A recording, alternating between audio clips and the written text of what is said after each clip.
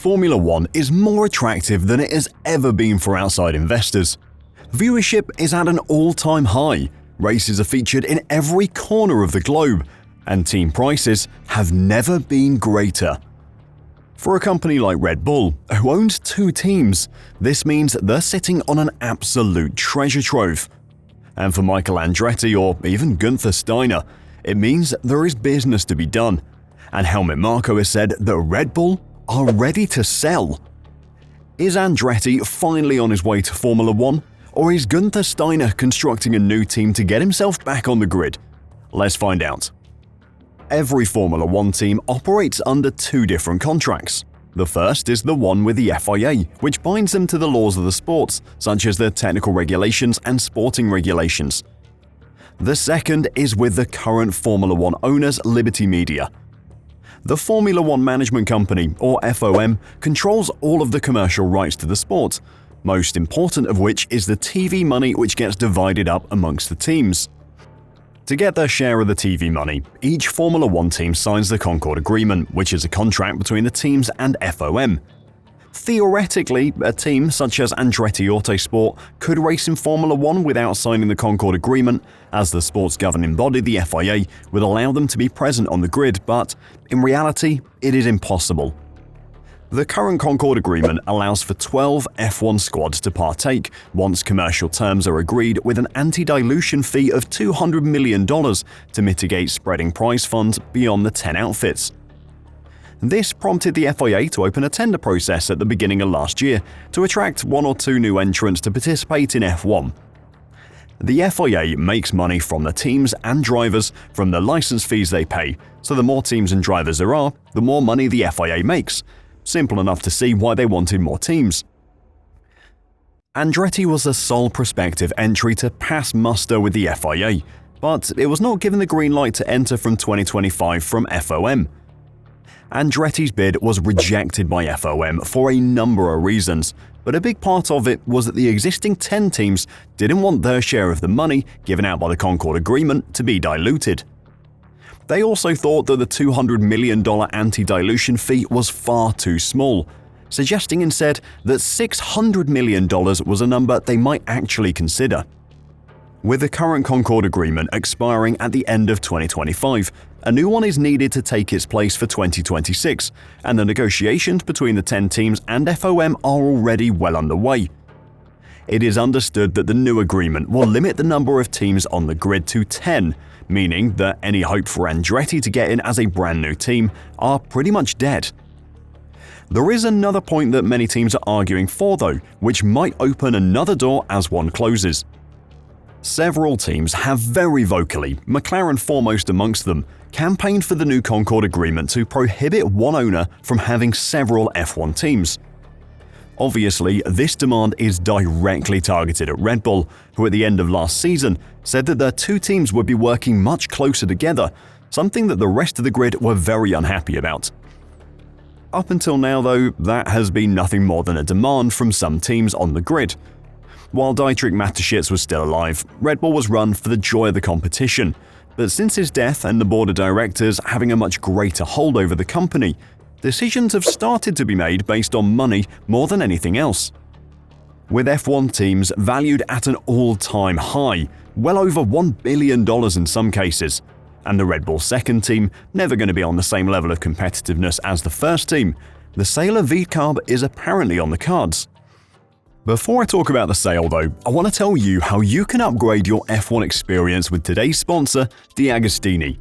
They make the most incredible scale metal models of famous brands such as Lamborghini, the Ford GT, and the Lotus Renault 97T. But now, they're releasing a Ferrari F1 car collection.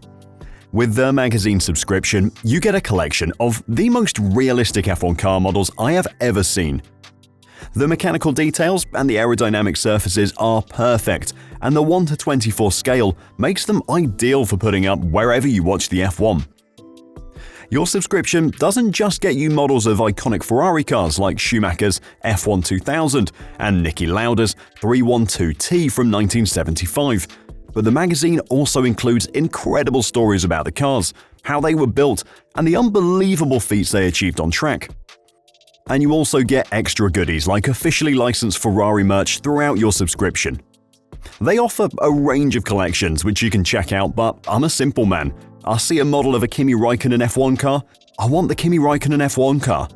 If you like what you see, and you should as an F1 fan, then check out the link down below and our promo code, and get your very own die-cast metal models of some of Ferrari's most famous cars sent straight to your door. The team formerly known as Toro Rosso has been used as a vehicle to promote their junior drivers into Formula 1 over the years. They've launched the careers of Carlos Sainz, Daniel Ricciardo, Max Verstappen, amongst various other drivers on the grid. But Dr. Helmut Marko recently acknowledged that there's a lot of heightened interest. There are a lot of interested parties, he confirmed. Decisions regarding the sale are pending, with shareholder input being crucial, but Dr. Helmut Marko elaborated on the situation, saying, "Ultimately, it's a shareholder decision. The price is high for a team, but nothing has been decided yet." Amid speculation, there is evidence that Red Bull are enhancing the value of its second team to facilitate a future sale. The rebranding of the team from a training ground to a competitive outfit has made it a more serious team and brought in some massive sponsors. The return of Daniel Ricciardo was a risk, but despite his poor performances, he brings much more value to the team than Liam Lawson would, for example. Some believe this strategy aims to position the team favorably before potentially offloading it. By making the team a more attractive outfit to buyers, they would not only inflate the price, but also guarantee certain conditions in the sale. There have been reports that these conditions could include the buyer deploying the new Red Bull Ford power unit from 2026 to 2030, integrating a Red Bull junior driver, or continuing the use of Red Bull's wind tunnel facilities. Some believe Red Bull is investing heavily in its second team in order to finish 6th this year, increase the price, and then sell, detailed Japanese outlet AS Web. With Marko admitting the team is up for sale for the right price, and Red Bull potentially being forced to sell under the new Concorde agreement anyway, the obvious buyer would be Michael Andretti and Andretti Autosport, who are well on their way to being ready to race in F1. However, a surprising potential buyer has emerged.